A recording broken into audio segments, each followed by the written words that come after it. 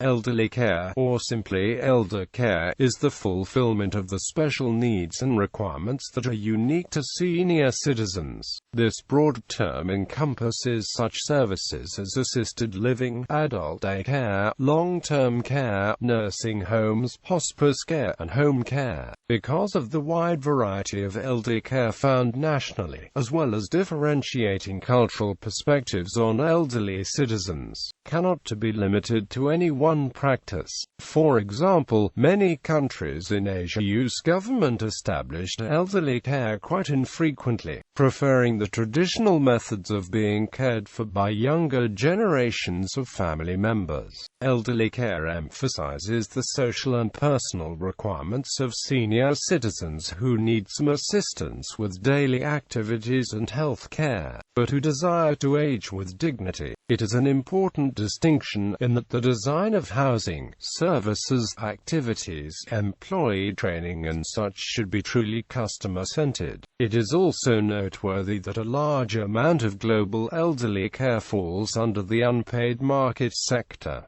Cultural and geographic differences. The form of elderly care provided varies greatly among countries and is changing rapidly. Even within the same country, regional differences exist with respect to the care for the elderly. However, it has been observed that the global elderly consume the most health expenditures out of any other age group. Observation that shows comprehensive elder care may be very similar. One must also account for an increasingly large proportion of global elderly, especially in developing nations, as continued pressure is put on limiting fertility and decreasing family size. Traditionally, elderly care has been the responsibility of family members and was provided within the extended family home. Increasingly in modern societies, elderly care is now being provided by state or charitable institutions. The reasons for this change include decreasing family size, the greater life expectancy of elderly people, the geographical dispersion of families, and the tendency for women to be educated and work outside the home. Although these changes have affected European and North American countries first, they are now increasingly affecting Asian countries as well. In most Western countries, elderly care facilities are residential family care homes, freestanding assisted living facilities, nursing homes, and continuing care retirement communities. A family care home is a residential home with support and supervisory personnel by an agency, organization, or individual that provides room and board, personal care and habilitation services in a family environment for at least 2 or no more than 6 persons. Gender discrepancies in caregivers. According to Family Caregiver Alliance, the majority of family caregivers are women. Many studies have looked at the role of women and family caregiving. Although not all have addressed gender issues and caregiving specifically, the results are still generalizable to estimates of the age of family or informal caregivers who are women range from 59% to 75%. The average caregiver is age 46, female, married and worked outside the home, earning an annual income of $35,000. Although men also provide assistance, female caregivers may spend as much as 50% more time providing care than male caregivers. In developed nations United States. According to the United States Department of Health and Human Services, the older population, persons 65 years or older, numbered 39.6 million in 2009. They represented 12.9% of the U.S. population, about 1 in every 8 Americans. By 2030, there will be about 72.1 million older persons, more than twice the number in 2000. People 65 plus years old represented 12.4% of the population in the year 2000, but that is expected to grow to be 19% of the population by 2030. This will mean more demand for elderly care facilities in the coming years. There were more than 36,000 assisted living facilities in the United States in 2009, according to the Assisted Living Federation of America in 2009. More than 1 million senior citizens are served by these assisted living facilities. Last year of life expenses represent 22% of all medical spending in the United States, 26% of all Medicare spending, 18% of all non-Medicare spending, and 25% of all Medicaid spending for the poor. In the United States, most of the large multi-facility providers are publicly owned and managed as for-profit businesses. There are exceptions. The largest operator in the U.S. is the Evangelical Lutheran Good Samaritan Society, a not-for-profit organization that manages 6,531 beds in 22 states, according to a 1995 study by the American Health Care Association. Given the choice, most elders would prefer to continue to live in the homes. Many elderly people gradually lose functioning ability and require either additional assistance in the home or removed to an elder care facility. The adult children of these elders often face a difficult challenge in helping the parents make the right choices. Assisted living is one option for the elderly who need assistance with everyday tasks. It costs less than nursing home care but is still considered expensive for most people. Home care services may allow seniors to live in their own home for a longer period of time. One relatively new service in the United States that can help keep the elderly in the homes longer is respite care. This type of care allows caregivers the opportunity to go on vacation or a business trip and know that their elder has good quality temporary care. For without this help, the elder might have to move permanently to an outside facility. Another unique type of care cropping in U.S. hospitals is called acute care of elder units, or ACE units, which provide a home-like setting within a medical center specifically for the elderly. Information about long-term care options in the United States can be found by contacting the local area agency on aging or elder referral agencies, such as Silver Living, or A Place for Mom. Furthermore, the U.S. government recommends evaluation of healthcare facilities through websites using data collected from sources such as Medicare records. In Canada, such privately run for-profit and not-for-profit facilities also exist. Because of cost factors, some provinces operate government-funded public facilities run by each province's or territory's Ministry of Health, or the government may subsidize the cost of the facility. In these care homes, elderly Canadians may pay for the care on a sliding scale based on annual income. The scale that they are charged on depends on whether they are considered long-term care or assisted living. Quote, for example, commencing in January 2010, seniors living in British Columbia's government-subsidized long-term care will pay 80% of their after-tax income, unless their after-tax income is less than $16,500. The assisted living tariff is calculated more simply as 70% of the after-tax income. Australia-aged care in Australia is designed to make sure that every Australian can contribute as much as possible toward the cost of care, depending on their individual income and assets. This means that residents pay only what they can afford, and the Commonwealth Government pays what a resident cannot. An Australian statutory authority, the Productivity Commission, conducted a review of aged care commencing in 2010 and reporting in 2011.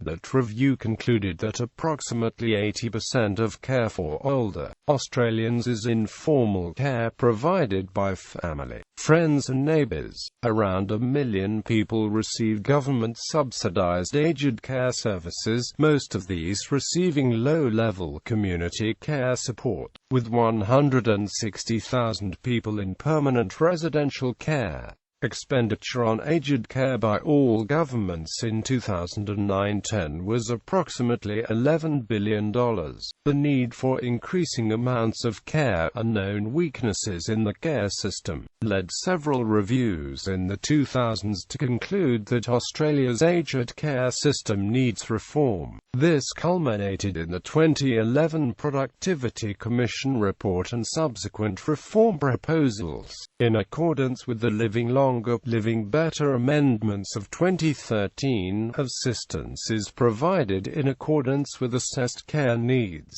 with additional supplements available for people experiencing homelessness, dementia and veterans. Australian aged care is often considered complicated due to various state and federal funding. Furthermore, there are many acronyms that customers need to be aware of, including ACAT, ACAR, NRCP, HACC, CACP, each D and CDC to name a few.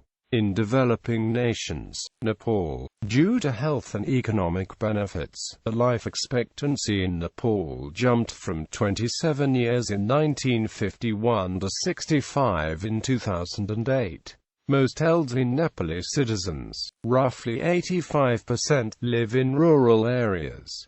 Because of this, there is a significant lack of government-sponsored programs or homes for the elderly. Traditionally, parents live with their children, and today, it is estimated that 90% of the elderly live in the homes of the family. This number is changing as more children leave home for work or school, leading to loneliness and mental problems in Nepali elderly. The 9th five-year plan included policies in an attempt to care for the elderly left without children as caretakers. A senior health facilities fund has been established in each district. The Senior Citizens Health Facilities Program Implementation Guideline 2061-BS provides medical facilities to the elderly, and to those that are poverty-stricken, free medicine and health care in all districts. In its yearly budget, the government has planned to fund free health care to all heart and kidney patients older than 75.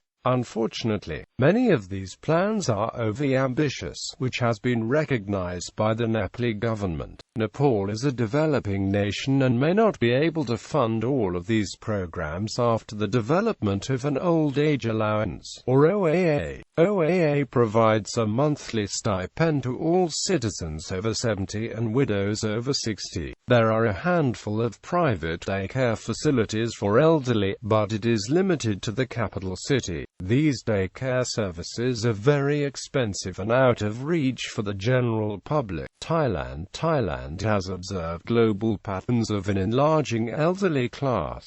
As fertility control is encouraged and medical advances are made, births shrink and lives age. The Thai government is noticing and concerned about this trend, but tends to let families care for their elderly members rather than create extraneous policies for them. As of 2011, there are only 25 state-sponsored homes for the elderly, with no more than a few thousand members of each home. Such programs are largely run by volunteers and are questionable by quality of care, considering there is not always a guarantee care will be available.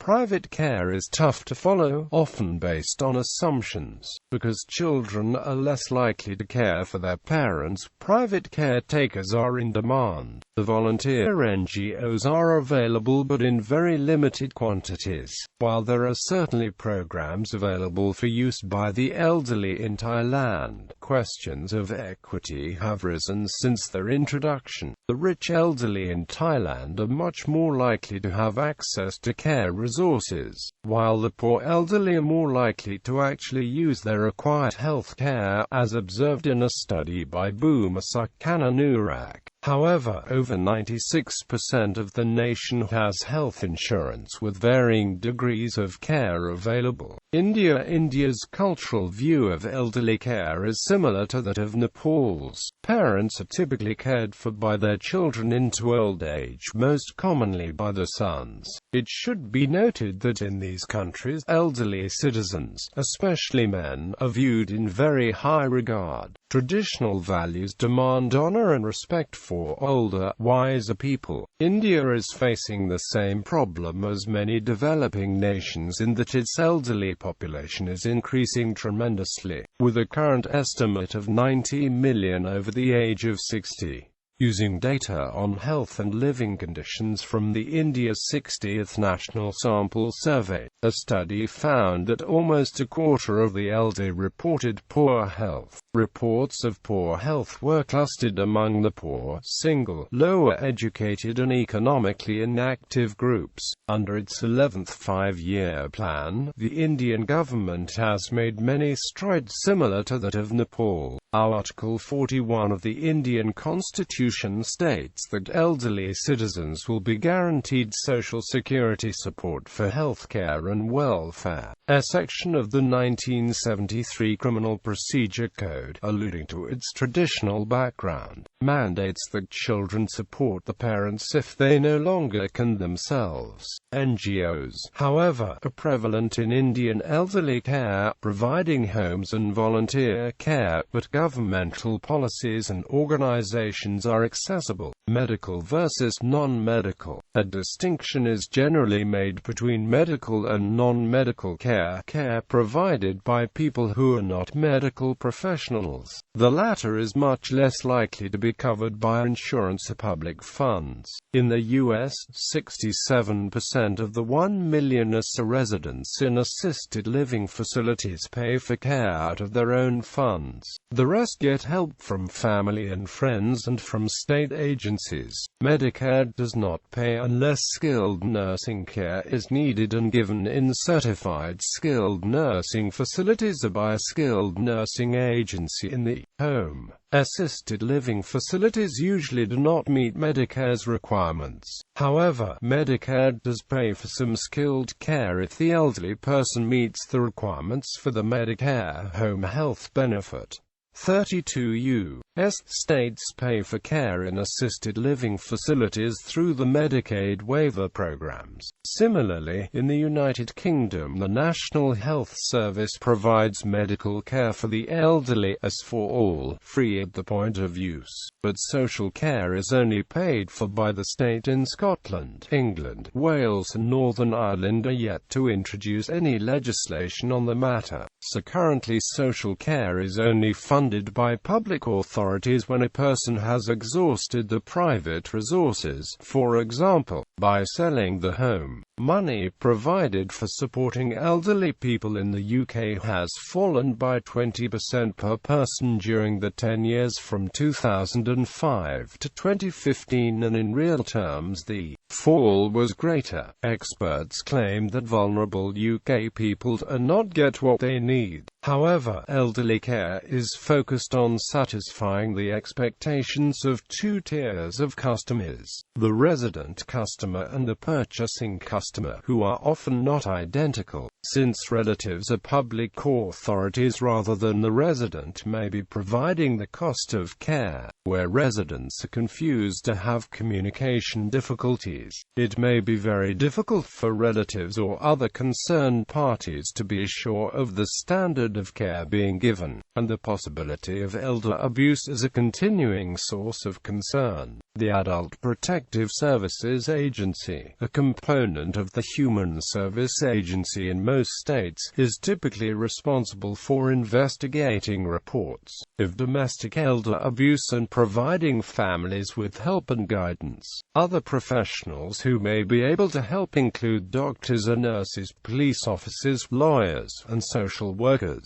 Promoting independence. Promoting independence in self-care can provide older adults with the capability to maintain independence longer and can leave them with a sense of achievement when they complete a task unaided. Older adults that require assistance with activities of daily living are at a greater risk of losing their independence with self-care tasks, as dependent personal behaviors are often met with reinforcement from caregivers. It is important for caregivers to ensure that measures are put into place to preserve and promote function rather than contribute to a decline in status in an older adult that has physical limitations. Caregivers need to be conscious of actions and behaviors that cause older adults to become dependent on them, and need to allow older patients to maintain as much independence as possible. Providing information to the older patient on why it is important to perform self-care may allow them to see the benefit in performing self-care independently. If the older adult is able to complete self-care activities on their own, or even if they need supervision, encourage them in their efforts, as maintaining independence can provide them with a sense of accomplishment and the ability to maintain independence longer. Improving mobility. Impaired mobility is a major health concern for older adults, affecting 50% of people over 85 and at least a quarter of those over 75.